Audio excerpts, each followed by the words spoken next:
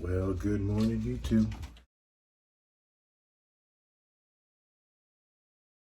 So today we are pretty much just hanging out at the house, trying to get caught up on my YouTube videos, some editing, and some other business. So I'm hanging out. Well, Pumpkin, hanging out with the grandbaby.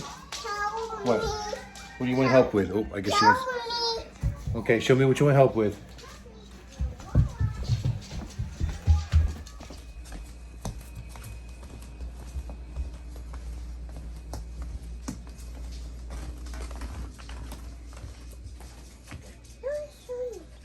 Oh, so what are we doing?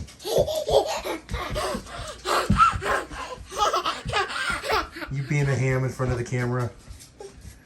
Mommy, go. Mommy's in the office working.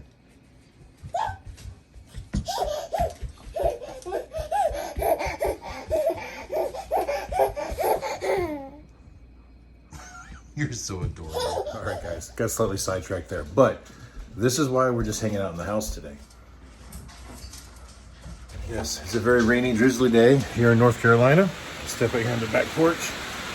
But the one thing I do love about the rain, got the metal roof out here, and I just love that sound. So anyway, hopefully that's not too loud to go over what's going on here, but I wanted to give you guys a quick update. I am way behind on videos. I've got so much footage recorded, but it's all been over the process of multiple days, and it's just taking me a lot longer to edit, as well as now that the channel is monetized, YouTube is making me jump through a few more hoops as far as giving credits to the music and so on and so forth. I'm trying to figure that out. So it has been slowing me down just a little bit. Plus there was a video that I wanted a very specific music for that we filmed a week and a half ago, back when we were still in Minnesota, that it took me forever to find the music I wanted and to figure out how to take it from one place and put it where I wanted it. Remember guys, I'm not good at this stuff. I'm learning as we go. In fact, I mentioned all of this in the video that I closed out yesterday that you haven't seen yet, because then I realized by the time you see that video, I'll be caught up. So this video I'm recording right now, and we're gonna post it immediately when I'm done recording it. And then you'll understand as the other videos come out that are, days and days behind schedule, you'll understand why, and then hopefully get caught back up. So I may bombard you with videos. You may get a bunch of them in a row. I think some of them will have to break up into 1 or 2 parters because they are long, because some of them have gone over a much longer period of time. But luckily, because of the rain, I can't go do a lot of the things I wanted to do. I wanted to be up there working on the new trailer and working on some stuff around it. Oh, did I say new trailer? I shouldn't have said that because you haven't seen that video yet. Anyway, stay tuned for that. But there was a point that on my videos, when I say my videos, I mean the videos that I watch. There's a lot of YouTube trucking videos and stuff like that that I've become big fans of, and I watch them, and they kind of help motivate me to start doing what we do on this channel. And because of the Sturgis Bike Week and the late hours and the early mornings, and then all the driving we've had to do recently, I just get getting further and further behind on those. And all the notifications for the comments come through on that same feed. So as I get to the comments, I have to kind of go through the videos as well.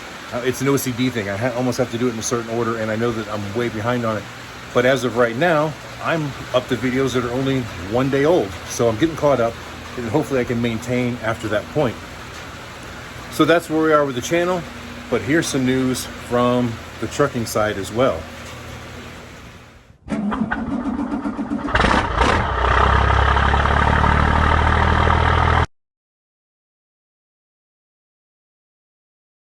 All right, guys, on the trucking side of thing, I have some videos coming out for that too. Talon has actually been doing some more recording. I'm waiting for him to give me some of the footage so that I can edit those videos and add it in. But I want to talk a little bit about the Great Freight Race. This is a kind of a race challenge that has been put together by a few other YouTube truckers. Nick at Velox18, I think he kind of helped start the whole thing. He's got a few others, and they're involved, and they are Trucking Together, Nomadic Brit, Nevada Trucking and Trails, Nomad Trucker, and BT Trucking. So Trucking California with Velox18, I've been watching him for quite some time now, and Trucking Together, I subscribed to them back while we're in Sturgis, so it's been a few weeks. I've been watching their channel as well, and very well done in my opinion. As far as the other channels go, I hadn't been subscribed to them until now, which I am now subscribed to all of those.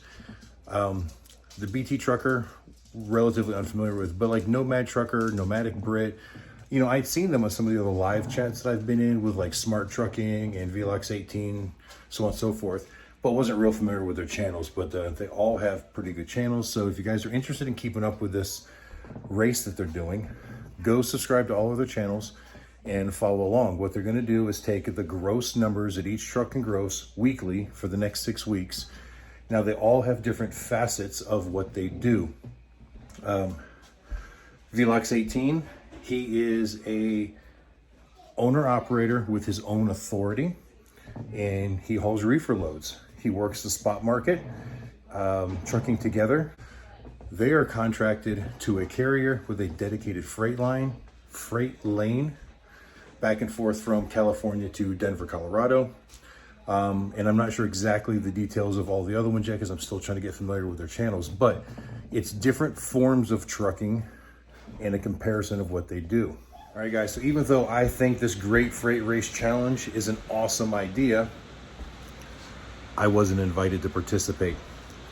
Now, you know, I said something to Nick about that, and he jokingly replied that us household goods guys make way too much money.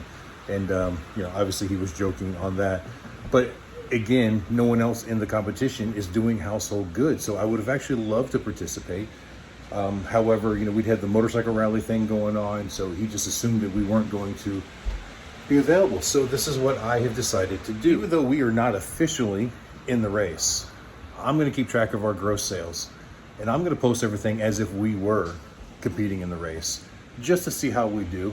Thought maybe you guys would find that interesting. I'm hoping some of the other channels will follow along and not be mad that I'm kind of, you know, crashing the party all stag style. But it's really coming down out there now. Anyway, so I thought that would be kind of an interesting thing to do. And it just so happens that they started the Great Freight Race on August 23rd. And we got done with Sturgis Rally just before that. And Talon loaded his first load, I believe, on August 23rd in Minnesota to finish out this next trip, which you guys haven't seen the video from yet because I've recorded it, but haven't got finished editing it yet. So anyway, guys, if you're interested in watching the Great Freight Race, do it. Also, follow along with what we're posting. Now, there's some advantages and disadvantages. Our rate per mile is generally much higher than what they do. This is very true, but we run a lot less miles per week. So they're getting freight rates of anywhere from $2 to $6 a mile typically, you know, and it varies because they're doing spot market. And sometimes we get rates of anywhere from $7 to $10 a mile, actually close to 11 in some cases. But keep in mind, we have to load the truck, we have to unload the truck. We're not just bumping docks. We usually make one trip a week, where like Nick is making multiple trips a week. So yeah, the dollar per rate mile is much higher than what we do, but it doesn't necessarily mean that we actually make more money. Now keep in mind also, which isn't going to be covered in the gross numbers there, we have far more expenses. So we have to pay lumpers every time we load and unload the truck.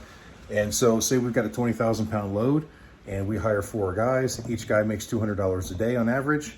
So it's $800 that we have to pay out. That comes out of our truck money to load it. And then we need 4 more guys when we unload it. So you're looking at $1,600 right there just to load and unload the truck, plus our fuel expenses and so on and so forth. So it may not be as cookies and cream as it seems, but I don't know if we're going to do final number comparisons when it's all said and done. The other advantage that they have is Talon and I unloaded that truck yesterday, and he's taking a week off.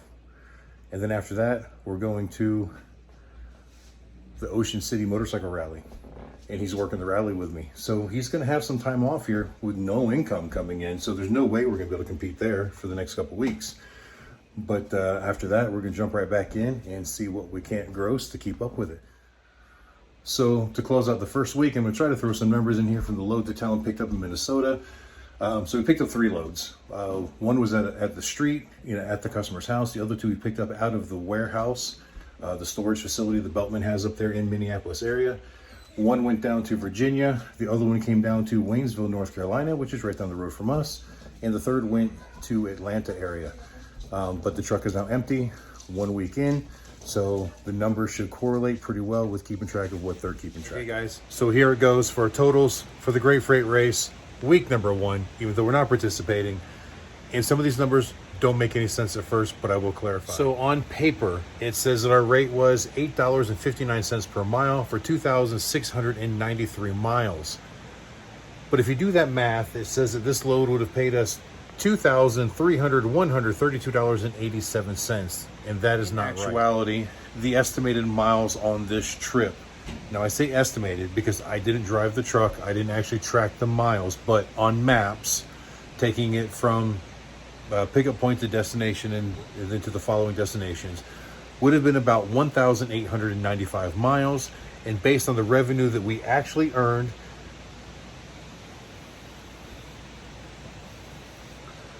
it would have actual total would have been $6.96 per mile, which still isn't bad revenue.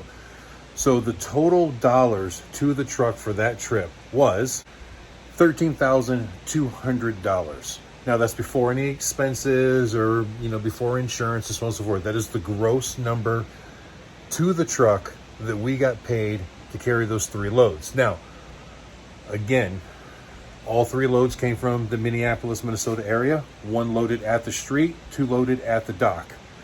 All 3 got delivered to homes, 1 in Virginia, 1 in Waynesville, North Carolina, and 1 in Atlanta. So all in all, the gross number for the week is $13,200. So although the original paperwork showed that we were going to make about $23,000 and some change, and it was a different mileage rate, which was much higher, I think it's because originally there was actually 4 loads on this trip. One of them was also going to pick up in Chicago and get delivered, I want to say, over in Ohio or something like that. But for some reason that trip dropped off, so we only took 3 shipments instead of 4 shipments on that load, and that's why the numbers came out to the 13.2 at a 6.96 mile or dollars per mile. So now we can go back and see what everybody else did. And let's see who the leader is for that week, even though it doesn't matter whether we win or not. I have no idea whether the other drivers did anything even close to that. The only video I've seen so far with the numbers was Nick's, and his week wasn't completely finished out just yet. But I am still behind on a couple of his videos that I have not seen yet, but I think he was only in the $7,000 or $8,000 range. So we're definitely higher than that. But keep in mind, we're not running this week at all. Talon's on vacation. Doesn't look like we're going to run next week because we've got the Ocean City Rally. So if we get some really good jobs coming in the following weeks, we might be able to still be a competitor in this, even though they're going to jump way ahead of us next week. So thanks for watching, guys. Follow along. Subscribe to those other channels if you want to see what's going on with this whole freight race. And again, I thank you guys for watching. You guys are freaking awesome. And until the next time I see you, you keep those engines running.